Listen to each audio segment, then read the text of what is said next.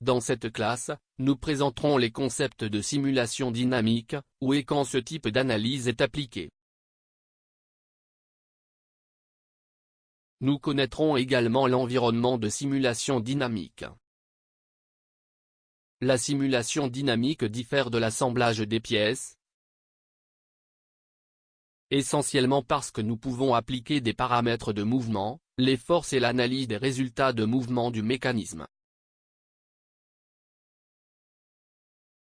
Il est appliqué lorsqu'il est nécessaire d'utiliser des prototypes virtuels, réduisant les coûts avec la production de plusieurs prototypes réels, jusqu'à ce que le résultat attendu soit atteint.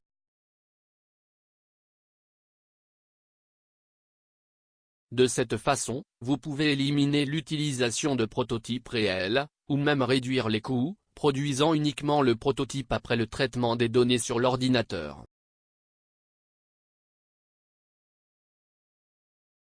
Ainsi, la technique d'essai et d'erreur est éliminée afin d'atteindre le résultat final du système.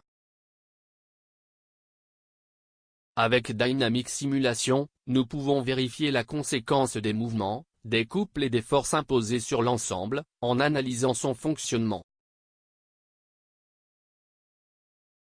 Lorsque nous ouvrons l'Inventor, nous sommes dirigés vers l'écran d'accueil du logiciel. Sur cet écran, nous pouvons ouvrir les derniers projets enregistrés, choisir le modèle avec lequel nous voulons travailler et même configurer des modèles. Nous cliquons sur Nouveau, situé dans le groupe d'outils Lancement. Cette fenêtre contient tous les groupes de modèles que nous pouvons utiliser. Nous allons travailler sur le système métrique, puis cliquer sur Métrique, pour activer les modèles configurés pour ce système. Pour le système métrique, Inventor fournit les modèles déjà configurés selon la norme DIN, ou configurés au millimètre de manière plus complète.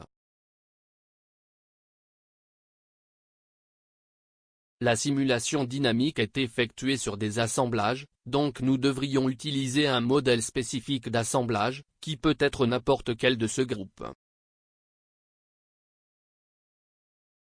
Nous allons utiliser le modèle pour le montage standard en millimètres.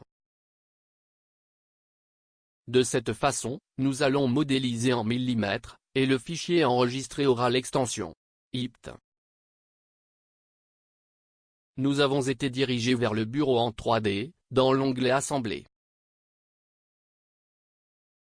Pour accéder à l'environnement de simulation dynamique, il est nécessaire d'ouvrir l'onglet indiqué, puis de cliquer sur la commande Simulation dynamique, située dans le groupe d'outils Commencer du menu ruban. OK, nous sommes déjà dans l'environnement de simulation dynamique, et c'est là que se trouvent les outils pour effectuer les simulations.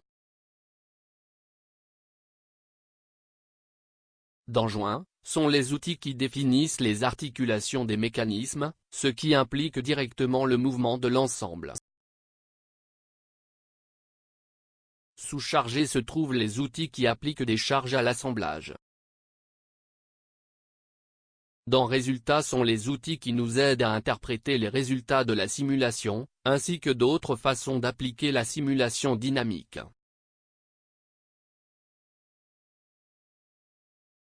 Dans Animat, il y a des outils d'animation vidéo et de production d'images de simulation.